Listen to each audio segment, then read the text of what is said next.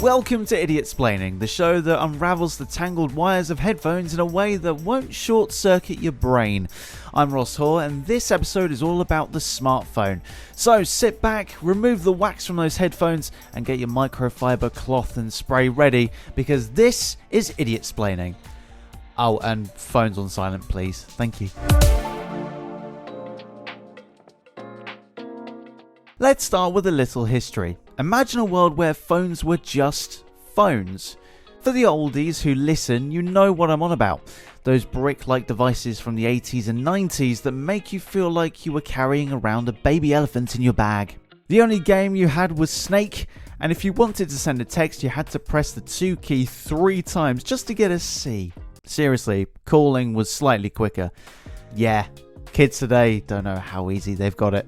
But things changed when the first smartphone came into our lives. The IBM Simon Personal Communicator, or IBM SPC, released in 1994, is often considered the first smartphone.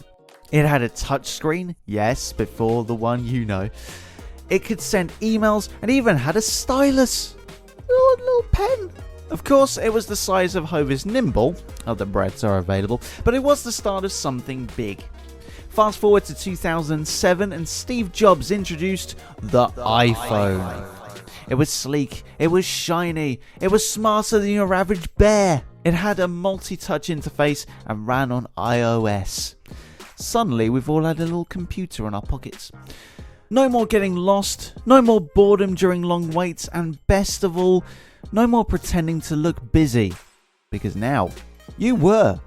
Is this sounding like an advert so far?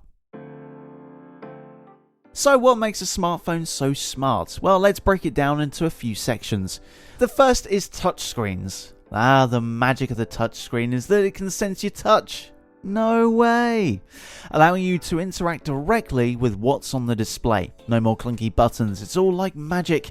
And let's face it, who doesn't like the feeling of swiping left on a bad date? Secondly, operating systems. Whether you're Team iPhone with iOS or Team Android, your phone's operating system is the real brains behind the beauty. It's the thing that makes all of your apps work together, manages your resources, and occasionally makes you want to throw your phone across the room when it decides to update at the wrong possible time.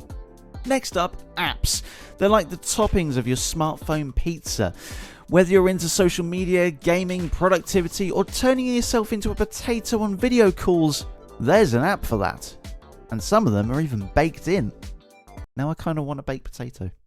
Second to last, yes, we're nearly there. Cameras! Remember how we used to carry separate cameras on vacations? Well, now our phones have cameras that could give professional DSLRs a run for their money. Plus, with all the filters and editing apps, you can make that slightly blurry photo of your cat look like a masterpiece. But can I just ask, what in the name of Snappy Snaps is bokeh? It just sounds like it's part of the Chinese cabbage family. Finally, connectivity.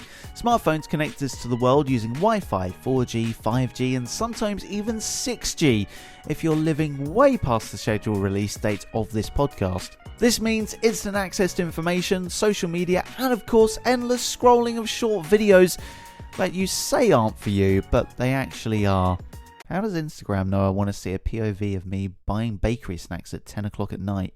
I kind of want a donut right now. Now let's get real. Smartphones are incredible, but they're not perfect. Time for a little segment I like to call the good, the bad, and the ugly. First up, the good. Communication. We like to stay in touch with anyone, anywhere, at any time. From video calls to instant messaging, it's never been easier to connect or accidentally butt dial them.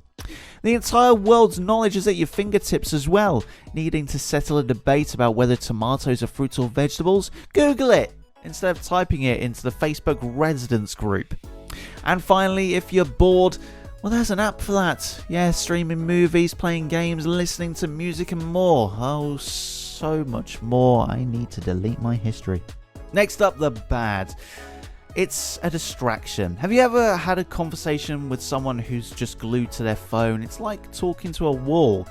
A very distracted, uninterested wall that displays cat videos. With great power comes great responsibility and a loss of privacy. Your phone knows a lot about you, and so do the companies behind those apps. Yes, even though these companies often say their phones are built for privacy, it's only until you read the small print of the incredibly tedious usage terms that there's probably a line that says, "We now own you."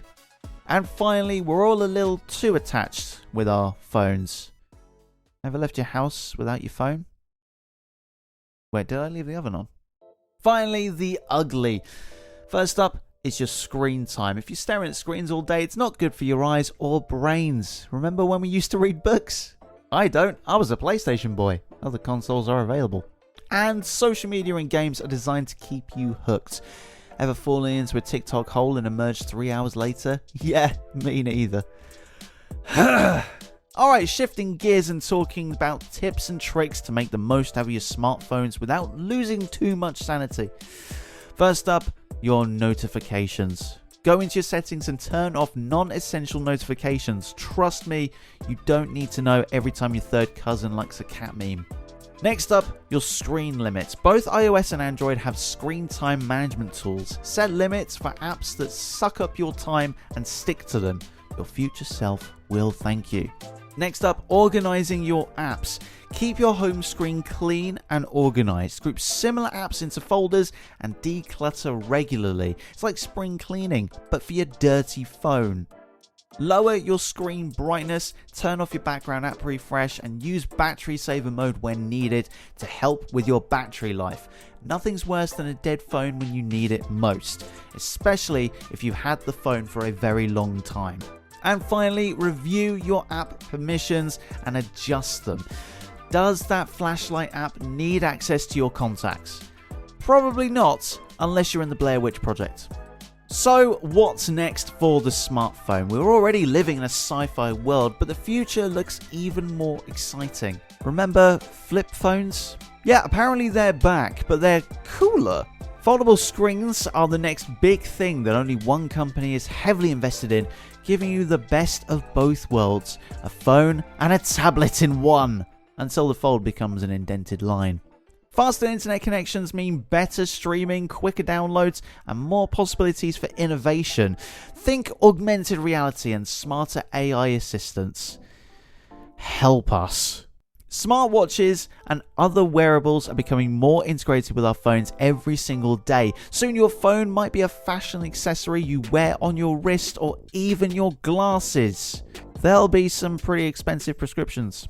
And finally, companies are working on making smartphones more eco-friendly. From recyclable materials to long-lasting batteries, the future of smartphones could be greener. Like the iPhone 5C, other phones are available. And now it's time for the part of the show where I answer your burning questions. So let's open up that email app and see what questions we've got today. Why does my phone battery die so quickly? Oh yes, the eternal struggle. Well, battery life can be affected by many things. Screen brightness, background apps, and temperature, like we mentioned a little bit earlier. Try reducing your screen brightness, closing the unused apps, and avoiding extreme temperatures. Also, I know you've got so many tabs open in your browser, so close those, alright? Question number 2, are there any risks with downloading apps from outside the App Store? Absolutely. Absolutely. Get it? Yeah, downloading apps from unofficial sources can expose you to malware and other security risks, I'm just saying. Next up, what's the best way to clean my smartphone? Well, I've had some experience with this one, mainly because I worked in a phone shop and the amount of dirty phones you often see. Right, first of all, turn off your phone because you don't want to press anything random. And use a soft, lint-free cloth, slightly dampened with some spray. I often use Whoosh. Yes, there are other companies out there, but you can spray it with this. Make sure it's not too bad in terms of, the alcohol content. You don't really want to be drowning your phone with vodka or anything like that. Avoid getting moisture in the openings as well, because it can get into the speakers and you really want to avoid that. And no, do not lick your screen. It doesn't count. Next up, how can I improve my phone's performance? Okay, here's what you do. Regularly restart your phone because that's what cleans the cache. Keep your software updated and delete unused apps. It's like giving your phone a little spa day without the smell of lavender. And finally, why does my phone get so hot? Well, overheating can be caused by intensive tasks like gaming, streaming, or having too many apps running in the background. So give your phone a break, keep it out of the sun, and avoid charging it when you're using those heavy apps. Well, ladies and gents, we've reached the end and we still have 20% of the battery left. Let's go. We've covered the history, the tech, the ups and the downs, and even peeked into the future. Remember, while smartphones are incredible tools, they're just that. Tools. Use them wisely and don't let them rule your life. Especially Siri. She still hasn't sent that text I was meant to send to my parents. And that's it for this week. I will be back next week for the bonus bits and the week after for another episode.